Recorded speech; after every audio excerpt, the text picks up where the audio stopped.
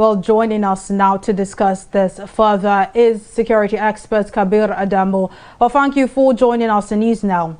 Now, the death of Brigadier General Zakuso and the 3 soldiers by attacks from ISWAP has elicited concerns and condolences alike. Now, is this a reflection of what the struggle is like for the Nigerian government in its fight against insurgency? Yes, good evening. Nothing in the recent past has shown how difficult it is to tackle such a hydra-headed enemy, and that has the capacity and capability to recreate itself, like the killing of Brigadier General Zarma. He is probably one of the highest ranking officers that has been lost in battle in recent times.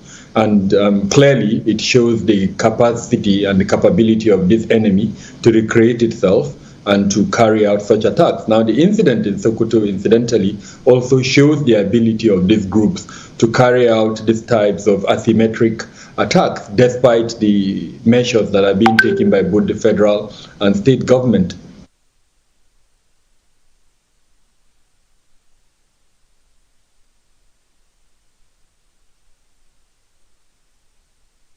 All right, if you can hear me now, Nigeria, we all know that Nigeria recently took delivery of the first batch of 6 A-29 Super Tucano aircraft from the United States. Now, the aircraft are expected to aid the fight against insurgency in the northeast and other parts of the country. Now, would you say that these war machines are not being utilized in the fight against insurgents?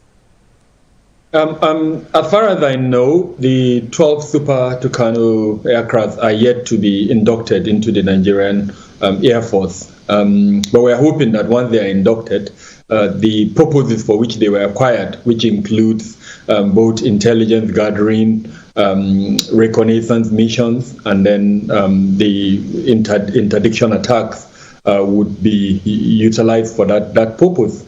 Now, having said that, I believe that apart from the Super Tucano, the Nigerian Air Force and the other components of the military has acquired significant capabilities over the last few years, and we've seen the results of these capabilities. No doubt progress has been made in the counter-insurgency operations, but there are 3 key areas that I would like to mention and that I think we need to make additional progress. Number 1 is intelligence gathering.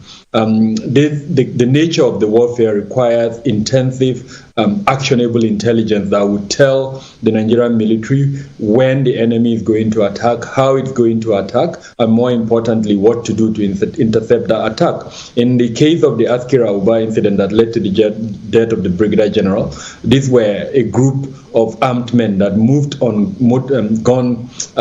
mounted vans, over 20 of them from what we had, from one location to another. So clearly, if there was good surveillance and intelligence, that movement should have been observed. And more importantly, the group that ambushed the general, it was very likely that if there was good intelligence, that group would have been detected and the general would have been informed so that he avoids the ambush. Unfortunately, all of this has happened. So that's number 1, intelligence. It has to be enhanced. Number 2 is communication, the confidentiality of communication between the field teams and the military bases. And then number 3, the ability for light force deployment. Now, you've mentioned Super Tucanos. They are going to come in very handy in this regard, but I also believe that gunship helicopters that have capacity to deploy more speedily than the Super Tucanos may be more useful in this regard. So I think it's high time that the Nigerian military look at other force multiplier components, including these types of rapid force deployment